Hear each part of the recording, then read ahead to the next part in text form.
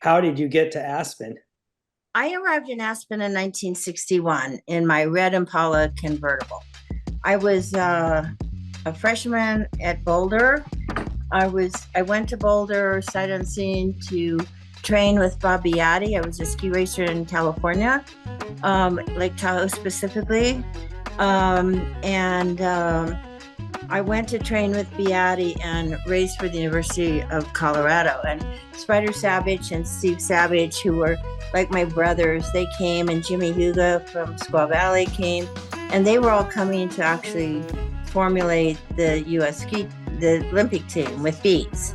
So I I came to Aspen in the fall of '61, and it's just like one of those things. I think this is where I want to spend the rest of my life, my first trip.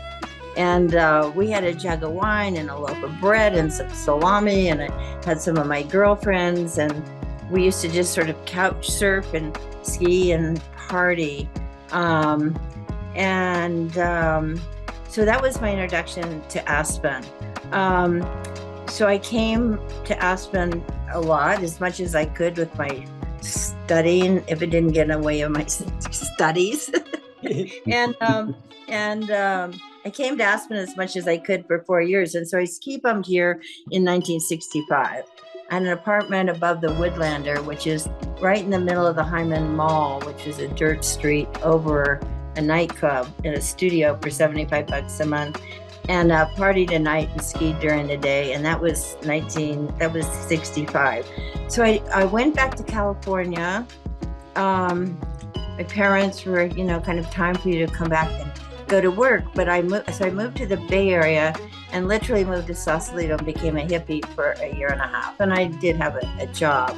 And then I moved to back to South Shore Tahoe.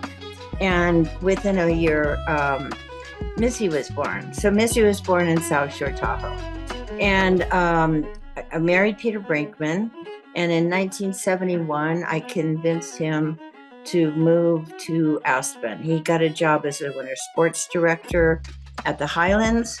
And so Missy and Peter and I moved back here, and he built a house on the golf course. So our marriage was very short-lived. What year was it? That was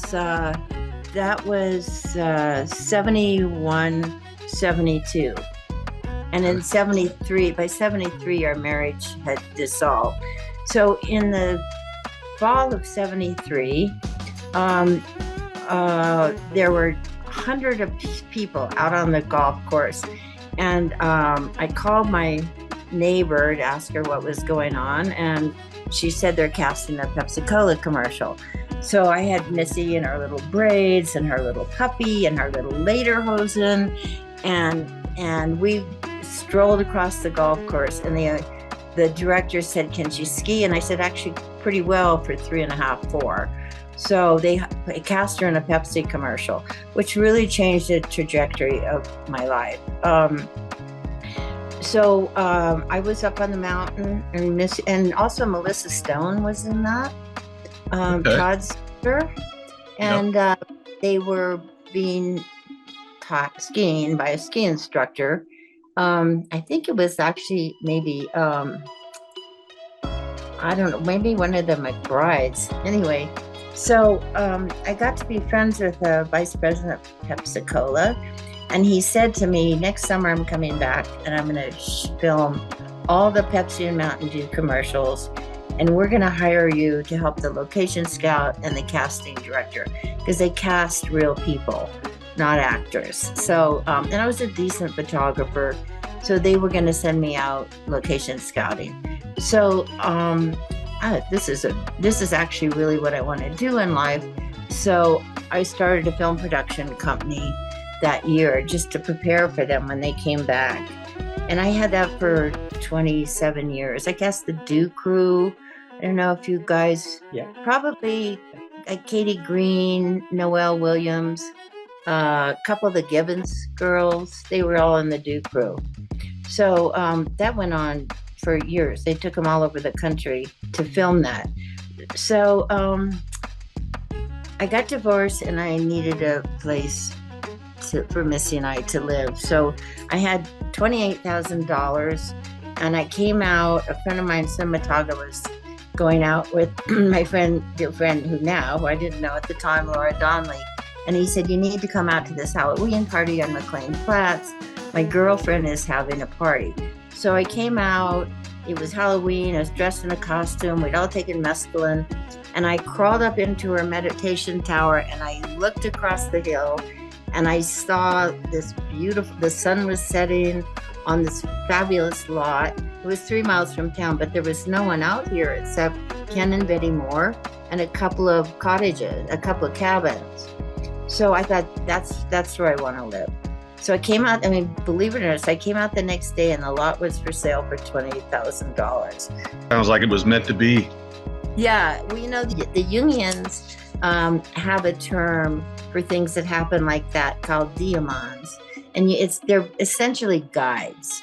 So you have a diamond that's like showing you something, and all you have to do is be aware of your diamonds, because they lead you to where you probably should be going if you pay attention to them. So same thing with the production company. I went, this guy's going to hire me. I'm going to start a production company.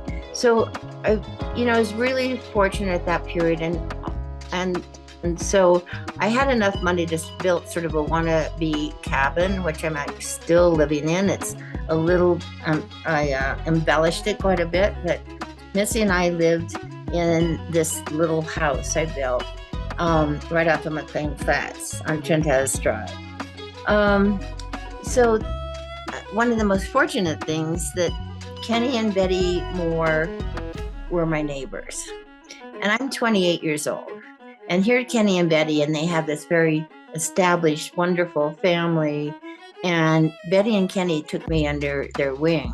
So I sent Missy, I got a scholarship for Missy. She went to the country day school and a scholarship for kindergarten.